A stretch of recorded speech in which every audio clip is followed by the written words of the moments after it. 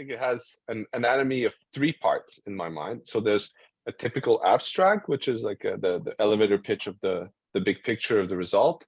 Then it has relevant technical details, which is, everybody knows, but I think it's an important feature of that format of an abstract, where you dive a bit deeper and you give some motivation to specifically placing the work in a broader context in the field. And then lastly, there's a figure, which is not optional, but I think helps a lot, right? Like I have some visual support, some quantitative measurement of what the results are. And so for me, COSYNE abstract has these three parts. You should consider a COSYNE abstract as something between a standard abstract, like the one you would submit, for example, to SFN, and a paper that will send for peer review. Though the space is limited to 2 pages, that should be enough for you to include not only the main motivation to the work and the main findings, but also enough details to make it clear what was actually done in the study. So I think the confidence metric really reflects how confident you are about the quality, basically, of that abstract. And I think this is, of course, everybody will have their own ways of approaching basically that rating. But I think what helps, in my view, to achieve a good confidence score would be to really be very specific on the approach, give numbers and quantifications for the results, so people believe that this is something that is ready to go, analyzed and final. I think the strength of the conclusions would be something that that would affect my confidence rating. So if I can see the problem, the approach, the results, and then somebody comes with a clear and strong conclusion, I think that would increase my personal confidence in that abstract. Some of the submissions I read as a COSYNE reviewer are in my main field of interest, and some of them are less so. And I cannot decline reviews for specific submissions. So if a paper concerning topics that I'm less familiar with and therefore less certain about the importance or novelty of this work, I will do my best to give the right grade on the science, but will give lower confidence score. So the opinion of the other reviewers that may be more familiar with the relevant topic will have greater weight than mine. When you're writing an abstract, a commonly made mistake is to present your research in the order that you did the research in. Right? You can always rearrange and tell a good story that conveys to the audience. So I think when you're trying to get out of this mindset that, oh, because I did this research in this sequence, I have to present it that way. I think that's the most commonly made mistake. So let me try to think here.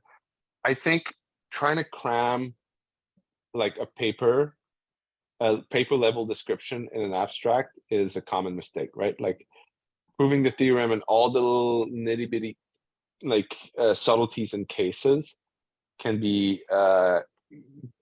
make an abstract unreadable, right?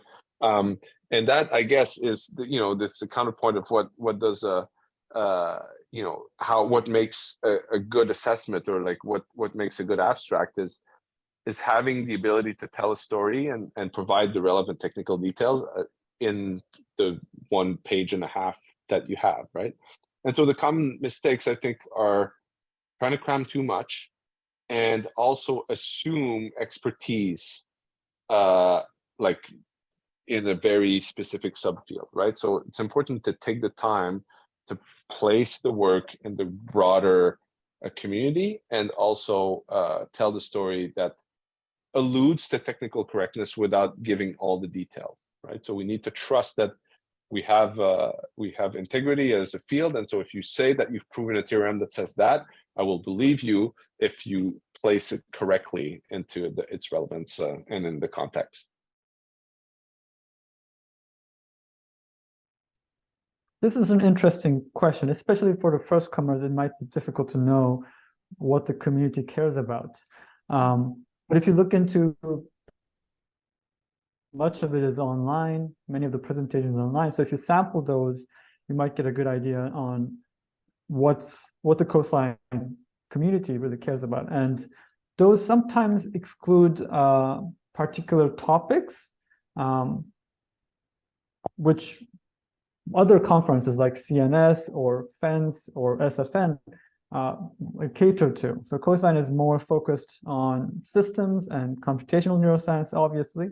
And within it, we care a lot about hidden states, neural networks, and many, many different topics, of course. So it's a heuristic, really. It's hard to really judge if it's relevant or not. But since in my case, because I know a lot of people at COSYNE, being a long time member of the community, it comes naturally to me. But as a first comer, it's probably very difficult.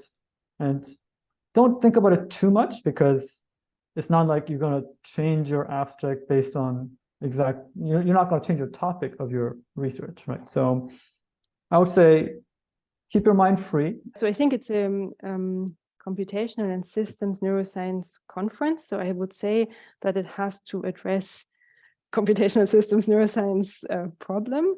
So I think maybe something that would be less relevant for the general audience would be work that is computational but doesn't have a link to neuroscience questions. So if you think about, I don't know, purely machine learning algorithms and their improvement, if these abstracts wouldn't make any reference to the brain or to neuroscience in general, I think maybe that would be not the optimally relevant abstract. And on the other side, also, if you have a purely experimental study that doesn't try to make a link to a computational question or to computational approach, even conceptually, I think that would be not the most relevant abstract for COSYNE. But I mean, anything in between and even conceptual links, I think, would make abstracts on this entire spectrum relevant for COSYNE. I don't think so, that you need an explicit equation necessarily, but I think because it's computational and systems neuroscience, I think referring to computation, even if it's just conceptual, would strengthen the link and the relevance. And I think even better is if you not only have conceptual links to computation, but if you have either some advanced data analysis or a computational model or a relationship to a theory that you test. And I mean, it doesn't, nobody's looking for an explicit equation in the abstract and then rejecting based on that, basically. Good question. So, I mean, at COSYNE, not all abstracts have to be highly computational. It's ideally half of the abstracts are more experimental oriented with some computational or systems thinking in mind. So those abstracts will have very little computation explicitly mentioned in the abstract, but the problems or the questions of the approach are trying to answer a bigger set of questions that are related to computational and systems neuroscience. And the other extreme end, you'll have highly technical papers that are like mathematical models of how particular network works, or statistical methods for analyzing neural data, a new innovation in the statistics. Those will be highly computational. Equations are fine in that case, or actually encouraged if the equations do, tell things in a very short form. And I often do, in my own abstracts, I often do put equations in them, and sometimes in the figure, not actually as a text, because there's a limited amount of space. I would put like a diagram where you have, this component here, this data set here. I'll put some arrows on here and put equations